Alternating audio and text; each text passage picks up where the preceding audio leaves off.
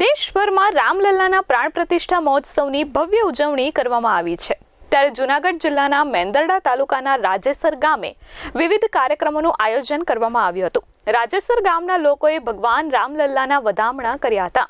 અયોધ્યાના રામ મંદિરમાં સોમવારે 22 જાન્યુઆરીના રોજ રામલલ્લાની પ્રાણ પ્રતિષ્ઠા કરવામાં આવી હતી। વડાપ્રધાન નરેન્દ્ર મોદીના હસ્તે અયોધ્યાના રામ મંદિરમાં વૈદિક મંત્રોચ્ચાર સાથે રામલલ્લાની પ્રાણ પ્રતિષ્ઠા વિધિ કરવામાં આવી હતી।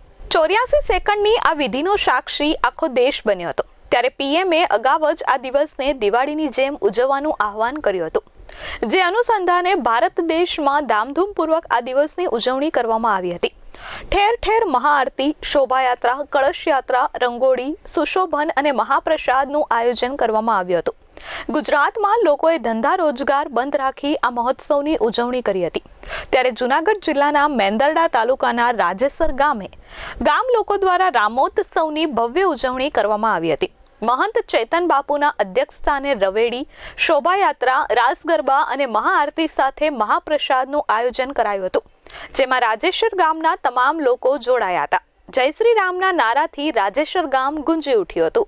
500 વર્ષના સંઘર્ષ બાદ અયોધ્યા ખાતે પૂજ્ય રામલલ્લા શ્રી રામચંદ્ર ભગવાનનો મંદિરનો પ્રાણ પ્રતિષ્ઠા મહોત્સવ આપણા માનનીય વડાપ્રધાન શ્રી નરેન્દ્રભાઈ મોદીના હસ્તે થઈ રહ્યો છે।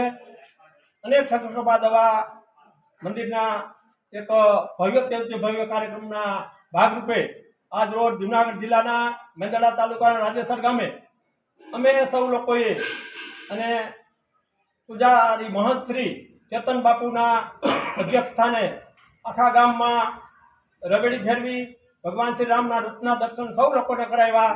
રાસ અને શોભાયાત્રાના વિશેષ કાર્યક્રમમાં આખા ગામે સૌએ સંપીને ભાગ લીધો। દરેક ધર્મના લોકો અને આપણા સંપ્રદાય લોકોને એક સમૂહમાં મહાપ્રસાદ લેવાયો અને આજના સમયમાં એકતાના પ્રતીક રૂપે સૌ સાથે બેસીને જૂની આપણી પરંપરા પ્રમાણે પાતર અને પગજ પત્તીથી પ્રસાદ લઈ અને એકતાનું મહાન ઉદાહરણ પૂરું પાડે છે। આ કાર્યક્રમને સફળ બનાવવામાં ગામના સરપંચ શ્રી અશોકભાઈ ચૌહાણ, અમારા યુવક મંડળો, વડીલો અને જે કાંઈ સ્વયંસેવી ગ્રુપો છે એ બધાએ પૂરી જહેમત ઉઠાવી અને આજરોજ આ ભવ્ય કાર્યક્રમને મહાન દીપાવવા માટે સંપૂર્ણ પ્રયાસો કરી અને એક ભવ્યથી ભવ્ય પ્રસંગનું એક ઉદાહરણ પૂરું પાડેલ છે। Bureau report H24 news Junagadh.